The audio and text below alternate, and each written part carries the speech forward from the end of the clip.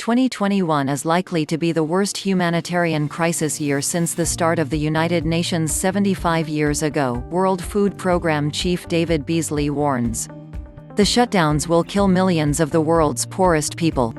The cure must not be worse than the virus. It turned out it is. The population is growing. Poor people keep having children they can't afford to support. Migration from one desperate country to another soon to be depressed by the ever-growing horde. The UN World Food Programme was the winner of the Nobel Peace Prize in 2020, and the head of that agency is warning of the potential for absolutely devastating famines around the globe in 2021. The lockdowns that were instituted all over the world this year created tremendous hardship in many wealthy countries, but in poorer nations, the economic devastation has created alarming waves of hunger. There was hope that things would get better when lockdowns were being lifted, but now a new round of lockdowns is being imposed, and many experts are warning about what this could mean for those living in deep poverty. David Beasley was absolutely thrilled when his agency was given the Nobel Peace Prize because all of the attention has given him more opportunities to ask for money. Because without a massive influx of money, he says that we are going to see famines of biblical proportions in 2021. The perfect recipe for a global financial reset. The Great Reset. World leaders, globalists, and technocrats are talking about a one-world currency. Welcome back to the Atlantis Report. You are here for your daily dose of the truth, the whole truth, and nothing but the truth. Please take a second to hit the like button, hit the subscribe button, and don't forget to also hit the notification bell. Many of you have asked me where they can buy silver and gold bullion. You will find in the description box the links where you can buy American Silver Eagle, silver bars, or rounds. I highly recommend that you start stacking some silver bullion for the future. In America, 34 million Americans are in poverty, including 12 million children, while the richest 400 individuals have $3.2 trillion in wealth. Millions of Americans don't have enough money to feed their families. People are out of work, short of cash, and looking to food banks to fill the table. An Associated Press analysis of data provided by food banks in the Feeding America network found a nearly 60% increase in the amount of food distributed since the pandemic began. The fourth quarter of 2020 will be the drop-off for so many businesses. More than 500,000 restaurants are at risk of closing amid the economic free fall. That's what happens when you shut down the economy. The government shut down restaurants, not the virus. The reset is working masterfully. They don't care about the small business, they want them to shut down permanently and workers to be without jobs and without government stimulus relief. Why do you think they always have an excuse not to send a stimulus package to millions of struggling, suffering Americans? They don't care about America or Americans. Actions speak louder than words and empty lies. Those causing the closing are still getting their salaries. This is tyranny, people. How can our politicians live in the lap of luxury while we unwashed masses are forbidden to work? Meanwhile, politicians continue to live their lives and travel and attend parties and go to restaurants and take off the mask as soon as cameras are off. This won't change until politicians lose their income. Furlough every politician today and this problem will find a solution immediately. The politicians can't solve our problems because they are the problem. They are seeking to destroy small businesses in America. What better way to pick up some business, close them, let them go broke, then buy them for a song?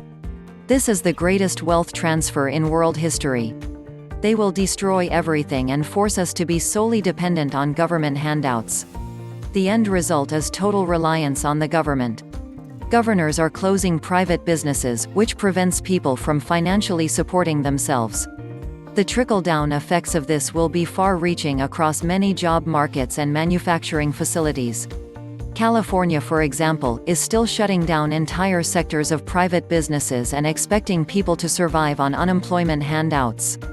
Meanwhile, in Ohio, there are sanitation restrictions, but private businesses are not being forced to close. The current illusion of capitalism that America is operating under is 100% immoral. People don't think anything is wrong here, that our billionaires got even richer through this pandemic. This country is broken. 15 days to flatten the curve morphed into indefinite lockdowns, with studies showing the lockdowns made things worse. Hospitals cannot deal with the overflow. No beds, not enough PPE. Medical on the verge of collapse. We just printed 40% of our money into existence in the last 8 months. We will all be millionaires before this is over. More proof that the billions these states got didn't go to the people, or you wouldn't be seeing such huge breadlines miles long. $900 billion new stimulus bipartisan bill is almost $3,000 per American. The fact that Americans see $0 in the latest version of the bill underscores that Congress is merely stuck debating whose corruption is more important. This new stimulus deal is not going to help families. Not one single family will get any help, but this new stimulus bill will send billions to states and municipalities that are broke to bail them out temporarily. If Congress was going to help American families, they would be sending out another $1,200 stimulus check. I guess Congress needs to starve hurting Americans a little longer before helping poor people? Money doesn't always mean you have access to food, is my point. It will get worse until the average citizen of this world recognizes who the real terrorists are. Millions of Americans don't have enough to eat, but the stock market is hitting all-time highs. It's so easy for good hard-working people and families to fall through the cracks. I can't even imagine doing everything you can to survive financially, and lose your house or get booted out of your apartment. It's happening all over the place. Under man's corrupt system, you never really own your house outright.